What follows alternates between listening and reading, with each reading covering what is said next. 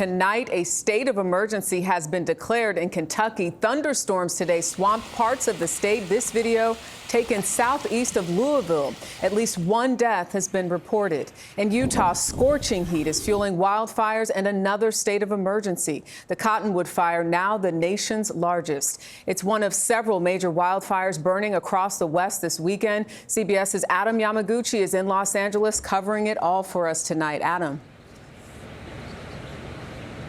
Good evening, Jerika. At least a dozen new fires erupted overnight in Utah. The Cottonwood Fire started earlier in the week, and it scorched nearly 100,000 acres. Flames racing across a Utah mountainside, embers carried by powerful winds toward homes below. Overnight, the Cottonwood Fire exploded, tearing through the Eagle Point ski resort, forcing more communities to evacuate.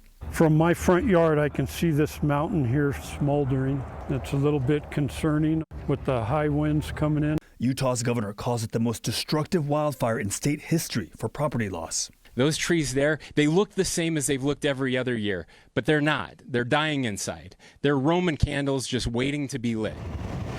The U.S. Forest Service says weather conditions are better today, but could worsen quickly as temperatures and wind speeds increase. And while wildfire activity in the West expands, the federal wildland workforce is shrinking. The U.S. Forest Service says it's fully staffed after cutting 6,000 employees over the last year.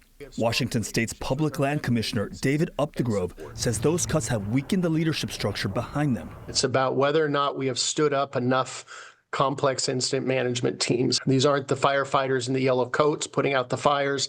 These are the leaders and logistics support that's so critical to put out fires. Updegrove says his state is ready, but warns of the dangers if multiple fires break out across the region.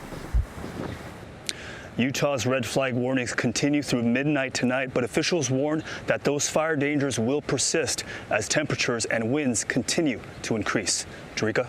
All right, Adam Yamaguchi, thank you. Tonight, millions of Americans are on alert for severe and dangerous weather from the Rockies to the East Coast. As we showed you, Kentucky experienced it today. There's a lot more to come, from flash flooding to blockbuster heat. CBS News meteorologist Andrew Kozak has more on that part of the story. Andrew. Yeah, good evening, Jerika. Some incredible video, and unfortunately, that continues this weekend. Portions of Kentucky and Tennessee, look at all the rain, and that continues with more showers and even severe thunderstorms on the order of 3 to 4 inches of additional rain, along with flash flood watches and warnings. Even severe thunderstorm watches tonight for portions of this area, plus the Carolinas, where we've had dozens of severe thunderstorm warnings, wind, hail, and even an isolated tornado. I want to pivot to the heat right now because that is going to be a very big deal. Continues to be for the Four Corners states, portions of Nevada and California. Fire danger continues, and along with that, the winds anywhere between 50 and 60 miles per hour. Side note, portions of Idaho and Montana could be looking at some snow, 3 to 6 inches, by the way, on the highest elevations. All right, so that heat we've talked about across the midsection of the country, that continues to build all weekend long, and by next week, many areas across the eastern 2/3 of the country, Jerika, could be looking at not just triple-digit heat, but record-breaking heat well into July. All right, Andrew Kozak with a heads up. Thank you.